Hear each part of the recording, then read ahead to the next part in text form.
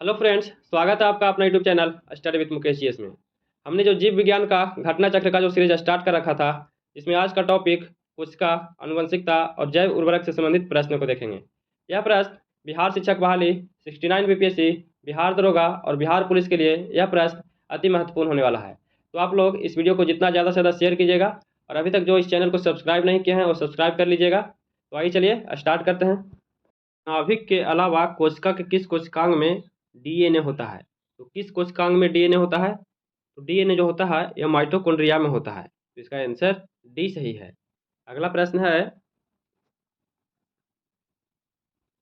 सौर ऊर्जा एटीपी में बदलती है। तो सौर ऊर्जा एटीपी में जो बदलता है वह क्लोरोप्लास्ट में बदलता है, इसलिए इसका आंसर बी सही है। अगला प्रश्न है, निम्नलिखित में कौन सा कथन सही है? इनमें से कौन सा कथन सही दिया गया है? तो विषाणु सम एकल तंतु RAN अणु से बने होते हैं, यह बिल्कुल सही है। तो इसका आंसर सी सही है। अगला प्रश्न है, साधारण मानव में गुणसूत्र होते हैं। तो साधारण मानव में गुणसूत्र जो होते हैं वह कितना होता है? तो 46 होता है। अगर जोड़ा में पूछा जाए तो कितना होता है? 23 होता है। तो कितने गुणसूत्र होते हैं? तो 46 होते हैं। तो इसका आंसर बी सही है। अगला प्रश्न है, मानव शरीर की कोशिकाओं में पाए जाने वाला गुणसूत्र जोड़ों की संख्या कितनी है? तो जोड़ों की संख्या पूछा जाए तो जोड़ों की संख्या कितना हो जाएगा? तो 23 जोड़े हो जाएंगे। तो इसका आंसर सी सही है। अगला प्रश्न देखते हैं, जीवों में अत्यधिक विविधता का कारण क्या है? तो जीवों में अत्यधिक विविधता का कारण उत्परिवर्तन है, इसलिए इसका आंसर सी सही है। नेक्स्ट प्रश्न है, निम्न में से किसमें लिंग गुणसूत्र नहीं होते हैं? तो लिंग गुणसूत्र किसमें नहीं होते हैं? तो छिपकली में नहीं होता है, इसलिए इसका आंसर डी सही है। अगला प्रश्न है, पादप कोशिका जंतु कोशिका से किस प्रकार भिन्न होती है? तो पादप कोशिका जंतु कोशिका से जो भिन्न होता है वह कोशिका भित्ति द्वारा होता है, इसका आंसर बी सही है। इससे ही भिन्न होता है। जंतु कोशिका में निम्न में क्या अनुपस्थित होता है? तो जंतु कोशिका में क्या अनुपस्थित होता है? तो सेलुलोज की कोशिका भित्ति जो है यह अनुपस्थित होता है, इसका आंसर ए सही है। नेक्स्ट प्रश्न है, जैव कोशिका का कौन सा भाग पावर हाउस कहलाता है? तो पावर हाउस जो कहा जाता है यह किसे कहा जाता है? तो पावर हाउस माइटोकॉन्ड्रिया को कहा जाता है, इसका आंसर सी सही है। नेक्स्ट प्रश्न है, निम्न में से किस कोशिकांग को कोशिका का पावर हाउस कहा जाता है? तो कोशिका का पावर हाउस किसे कहा जाता है? तो माइटोकॉन्ड्रिया को कहा जाता है, इसका आंसर बी सही है। नेक्स्ट प्रश्न है, कोशिका का शक्ति स्रोत क्या है? तो कोशिका का शक्ति स्रोत क्या है? तो माइटोकॉन्ड्रिया है, इसे ही कोशिका का पावर हाउस कहा जाता है, तो इसका आंसर बी सही है। नेक्स्ट प्रश्न है, प्लाज्मा झिल्ली बनी होती है। तो प्लाज्मा झिल्ली जो बना होता है या प्रोटीन से और लिपिड से बना होता है, इसका आंसर डी सही है। ए और बी दोनों सही है। अगला प्रश्न देखते हैं, प्रोटीन संश्लेषण में निम्न कोशिका में से किसकी भूमिका सबसे अधिक होता है? तो सबसे अधिक जो भूमिका है वह अंतःद्रवी जालिका और राइबोसोम का है। इसका अंतःद्रवी जालिका और राइबोसोम का सबसे अधिक महत्वपूर्ण भूमिका है, तो इसका आंसर बी सही है। अगला प्रश्न को देखेंगे, इसका आंसर बताइएगा आप लोग। मानव शरीर के किस अंग में लसिका कोशिकाएं बनती है? तो मानव शरीर के किस अंग में लसिका कोशिकाएं बनती है? तो यह जो बनता है तिल्ली में बनता है, इसका आंसर डी सही है। स्तंभ कोशिका अनुसंधान के क्षेत्र में नवीनतम विकास के संदर्भ में निम्नलिखित कथनों पर विचार कीजिए। तो स्तंभ कोशिकाएं वस्तुतः अनंत काल तक स्वयं ही पात्रे संजीवित हो सकती है, तो यह बिल्कुल सही है। भारतीय अनुसंधान केंद्रों ने कुछ कोशिकाएं रेखाओं की सृजन भी किया, जिन्हें कई प्रकार के ऊतकों में विकसित किया जा सकता है, तो यह भी सही है। तो 3 और 4 सही है, तो इसका आंसर डी हो जाएगा। 3 और 4 सही है। अगला प्रश्न है, निम्नलिखित में कौन सा कथन प्राणियों में स्तंभ कोशिकाओं के प्रत्यारोपण के संदर्भ में असत्य है? इनमें से कौन सा कथन असत्य है? तो ए प्राणी में जीवन भर स्वयं गुणन करती है, तो ये तो सही है। ए अंगों के क्षतिग्रस्त ऊतकों की मरम्मत करती है, तो ये भी सही है। ए एक या अधिक प्रकार की विशिष्ट कोशिकाओं को बनाने की क्षमता रखती है, तो ये भी सही है। ए केवल भ्रूण में पाई जाती है, तो यह गलत है। तो इसका आंसर डी हो जाएगा, यही गलत है। अगला प्रश्न देखते हैं। अगला प्रश्न है, परिक्रमित कोशिकाएं मृत्यु के कोशिकीय और आणविक नियंत्रण को कहते हैं। तो आणविक नियंत्रण को क्या कहा जाता है? तो एपोप्टोसिस कहा जाता है। क्या कहा जाता है? एपोप्टोसिस कहा जाता है। इसका आंसर ए सही है। नेक्स्ट प्रश्न है, हमारे तंत्र में अधिकतम एटीपी अणुओं को उत्पन्न करने वाला पद है। तो एटीपी अणुओं को उत्पन्न करने वाला जो पद है वह क्रेब्स चक्र कहलाता है। इसका आंसर बी सही है। अगला टॉपिक है आनुवंशिकता है। इससे संबंधित प्रश्न को देखेंगे। आधुनिक आनुवंशिक विज्ञान का जनक कौन है? तो आधुनिक आनुवंशिक विज्ञान का जनक कौन है? तो ग्रेगर जॉन मेंडल हैं। इसका आंसर ए सही है। आनुवंशिकता की खोज ग्रेगर जॉन मेंडल के द्वारा किया गया था। आधुनिक आनुवंशिक विज्ञान का जनक भी इन्हें कहा जाता है। अगला प्रश्न देखते हैं, आनुवंशिकता के जनक के रूप में विख्यात वैज्ञानिक कौन है? तो आनुवंशिकता के जनक के रूप में जो विख्यात हैं वह जी.जे. मेंडल हैं। तो इसका आंसर बी सही है। नेक्स्ट प्रश्न है, मेंडल ने अपने चिर प्रतिष्ठित वंशागति नियमों को प्रतिपादित करने में जिस जीवधारी का उपयोग किया जाता है वह है, तो जो है सो गॉर्डन पी है। मटर के पौधे पे इसका प्रयोग किया गया था। इसका आंसर सी सही है। अगला प्रश्न है, मेंडल के आनुवंशिकता का सिद्धांत किस पर आधारित है? तो मेंडल के आनुवंशिकता का जो सिद्धांत है वह लैंगिक जनन पर आधारित है। इसका आंसर सी सही है। नेक्स्ट प्रश्न है, जीनोम चित्रण का इनमें से संबंध है। तो जीनोम चित्रण का जो संबंध है वह जीन्स का चित्रण से संबंधित है। तो इसका आंसर बी सही है। नेक्स्ट प्रश्न है, जीवों में आनुवंशिक लक्षण संतान में ले जाए जाते हैं। तो जीवों में आनुवंशिक लक्षण संतान में जो ले जाए जाते हैं वह क्रोमोसोम द्वारा ले जाए जाते हैं। इसका आंसर बी सही है। अगला प्रश्न है, गुणसूत्रों की वंशागत का सिद्धांत दिया था। तो गुणसूत्रों की वंशागत का जो सिद्धांत दिया गया था यह सूटन और बोबरी के द्वारा दिया गया था। इसका आंसर बी सही है। नेक्स्ट प्रश्न है, जीन है। तो जीन है डीएनए का एक भाग होता है। जीन क्या है? डीएनए का एक भाग है। तो इसका आंसर ए सही है। नेक्स्ट प्रश्न है, जीन के भीतर अनुक्रम आधार में परिवर्तन कहलाता है। तो जीन के भीतर अनुक्रम आधार में जो परिवर्तन कहलाता है उसे उत्परिवर्तन कहा जाता है। इसका आंसर ए सही है। अगला प्रश्न है, हमारे शरीर में आनुवंशिकता की इकाई को क्या कहते हैं? तो हमारे शरीर में आनुवंशिकता की इकाई को जीन कहा जाता है। इसका आंसर सी सही है। अगला प्रश्न को देखेंगे, इसका आंसर बताइएगा।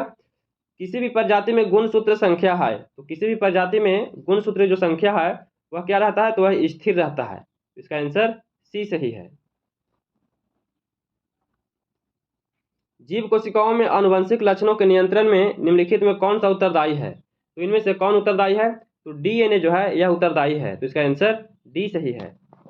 अगला प्रश्न है, पल्वमान जीन जंपिंग जीन के सिद्धांत का प्रतिपादन किसने किया था?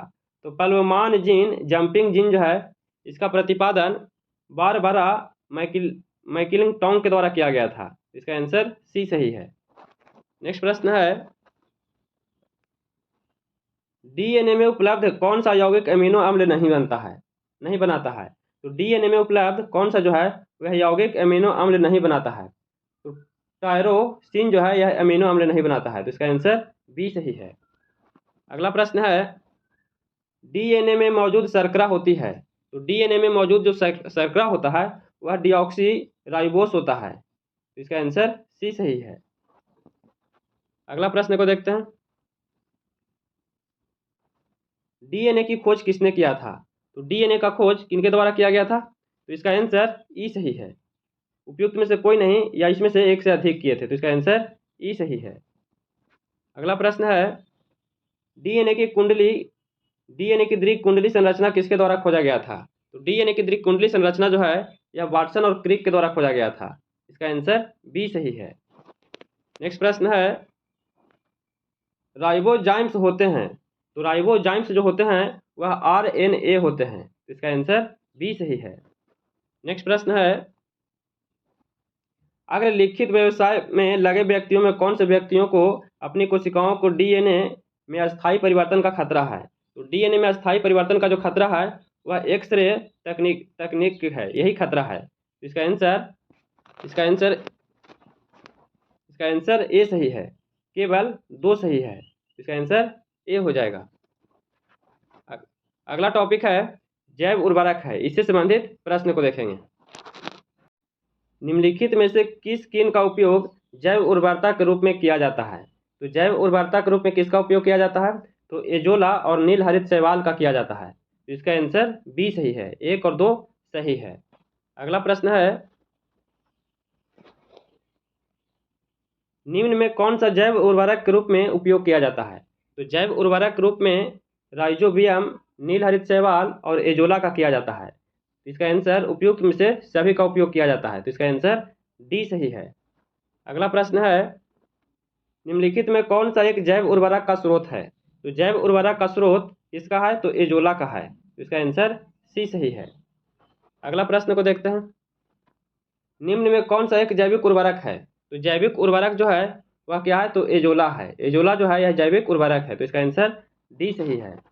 नेक्स्ट प्रश्न है निम्नलिखित में कौन सा जैव उर्वरक के रूप में प्रयुक्त होता है? नीचे दिए गए कोड का सही उत्तर चुनना है। इसमें आंसर नहीं दिया गया है। अगला प्रश्न को देखते हैं। निम्नलिखित में कौन सा एक नाइट्रोजन स्थिरीकरण करने वाले जीव नहीं है? तो नाइट्रोजन स्थिरीकरण करने वाले जो जीव नहीं है वह कौन नहीं है? तो माइकोराइजा जो है यह नहीं है। तो इसका आंसर डी सही है। नेक्स्ट प्रश्न है नाइट्रोजन स्थिरीकरण जीवाणु किस पौधों की जड़ के साथ संयोजन करते हैं? तो किस पौधे के जड़ के साथ संयोजन करते हैं? तो यह दाल के साथ करता है। तो इसका आंसर ए सही है। पौधे के द्वारा ली जाने वाली नाइट्रोजन का रूप है। तो पौधे के द्वारा ली जाने वाली नाइट्रोजन का जो रूप है वह नाइट्रेट है। इसका आंसर ए सही है। अगला प्रश्न है पशुओं विशेषतः दुधारुओं को के अनुपूरक भोजन के रूप में प्रयुक्त जैव उर्वरक है। तो अनुपूरक भोजन के रूप में जो जैव उर्वरक जो है वह क्या है? तो एजोला है। इसका आंसर बी सही है। अगला प्रश्न है निम्नलिखित में कौन सा सही सुमेलित नहीं है? इनमें से कौन सही सुमेलित नहीं है? तो नील हरित शैवाल जैव उर्वरक है, यह बिल्कुल सही है। क्रायोसोपा माहो नियंत्रण, ये भी सही है। बायो 902 सरसों का कायक्लोन, ये भी सही है। एजोबैक्टर जो है यह जैव कीटनाशी, तो यह गलत है। तो इसका आंसर डी हो जाएगा, यही गलत है। एजोबाबैक्टर जो है यह एक प्रकार का जीवाणु है। अगला प्रश्न देखते हैं। निम्नलिखित में किस फसल में नील हरित शैवाल मुख्यतः जैव उर्वरक के रूप में प्रयोग किया जाता है? तो नील हरित शैवाल का किस फसल में जैव उर्वरक के रूप में प्रयोग किया जाता है? तो धान में किया जाता है। इसका आंसर सी सही है। अगला प्रश्न है नील हरित शैवाल का उपयोग नाइट्रोजन आपूर्ति हेतु किया जाता है। तो नील हरित शैवाल का उपयोग किसमें किया जाता है? तो धान में किया जाता है। इसका आंसर सी सही है। अगला प्रश्न है निम्न के साथ मिलाने से एजोला एक अच्छा उर्वरक होता है। तो एजोला जो एक अच्छा उर्वरक होता है वह नील हरित शैवाल होता है। इसका आंसर ए हो जाएगा। अगला प्रश्न देखते हैं।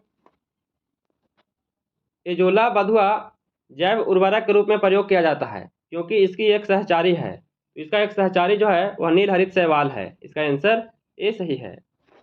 अगला प्रश्न है एजोला है एक, तो एजोला एक क्या है? यह एक प्रकार का जलीय फर्न है। इसका आंसर ए सही है। नेक्स्ट प्रश्न है जलीय फर्न जिसे जैव उर्वरक के रूप में प्रयोग किया जाता है तो वह एक प्रकार का एजोला है। इसका आंसर बी सही है। नेक्स्ट प्रश्न है निम्नलिखित में कौन सा सूक्ष्म जीव जैव उर्वरक के रूप में प्रयोग किया जाता है? तो कौन सा जो सूक्ष्म जीव है वह जैव उर्वरक के रूप में प्रयोग किया जाता है? तो साइनोबैक्टीरिया का किया जाता है। इसका आंसर ए सही है। नेक्स्ट प्रश्न है निम्नलिखित में कौन से सूक्ष्म जीव जैव उर्वरक के रूप में प्रयोग होता है? तो जैव उर्वरक रूप में जो प्रयोग किया जाता है वह साइनोबैक्टीरिया का किया जाता है। इसका आंसर डी सही है। नेक्स्ट प्रश्न है फसलोत्पादन में नाइट्रोजन उपयोग क्षमता की वृद्धि की जा सकती है। तो इसका जो वृद्धि किया जा सकता है वह उर्वरक की मात्रा के बार बार प्रयोग द्वारा किया जा सकता है, नाइट्रोजन अवरोधक के प्रयोग द्वारा किया जा सकता है, नाइट्रोजन धीरे छोड़ने वाले उर्वरक के प्रयोग द्वारा किया जा सकता है। इसका आंसर डी सही है, उपयुक्त में से सभी के द्वारा किया जा सकता है। अगला प्रश्न देखते हैं सोयाबीन में नाइट्रोजन स्थिरीकरण के लिए जिम्मेदार बैक्टीरिया है। तो जो जिम्मेदार बैक्टीरिया जो है वह राइजोबियम जैपोनिकम है। इसका आंसर बी सही है। अगला प्रश्न है खेती में बायोचार का क्या उपयोग है? तो खेती में बायोचार का जो उपयोग है तो बायोचार ऊर्ध्वाधर खेती में वृद्धि कर माध्यम के अंश के रूप में प्रयुक्त किया जाता है। यह बिल्कुल सही है। जब बायोचार वृद्धिकर माध्यम के अंश के रूप में प्रयुक्त किया जाता है तो वह नाइट्रोजन यौगिकरण के सूक्ष्मजीवों में वृद्धि को बढ़ावा देता है, तो ये भी सही है। जब बायोचार वृद्धिकर माध्यम के अंश के रूप में प्रयुक्त किया जाता है तब उस वृद्धिकर माध्यम की जलधारा क्षमता को अधिक लंबे समय तक बनाए रखने में सहायक देता है, तो ये भी सही है। तो इसका आंसर जो है, इसका आंसर डी सही है। 1, 2 और 3 सही है। अगला प्रश्न है, इनमें कौन सा पौधा नाइट्रोजन स्थिरीकरण में सहायक नहीं है? तो पौधे नाइट्रोजन स्थिरीकरण में जो सहायक नहीं है वह धान है। धान जो है यह स्थिरीकरण में सहायक नहीं है, तो इसका आंसर डी सही है। अगला प्रश्न है, 2,4-D यानी 2,4-D जो है यह एक प्रकार का क्या है? तो 2,4-D जो है यह एक प्रकार का खरपतवार नाशी है, तो इसका आंसर डी सही है। नेक्स्ट प्रश्न है और आज का अंतिम प्रश्न है, निम्नलिखित में कौन सा कथन कंपोस्ट के संदर्भ में सही नहीं है? इनमें से कौन सा कथन सही नहीं दिया गया है? तो गड्ढों में अपशिष्ट पदार्थों को निम्नीकरण प्रक्रिया को केंचुए धीमा कर देते हैं, तो यही गलत है। इसका आंसर सी हो जाएगा। तो कैसा लगा वीडियो? अगर ये वीडियो पसंद आया हो तो please like, share and subscribe कीजिएगा, दोस्तों के पास शेयर कीजिएगा। तो फिर मिलते हैं नए वीडियो के साथ। जय हिंद।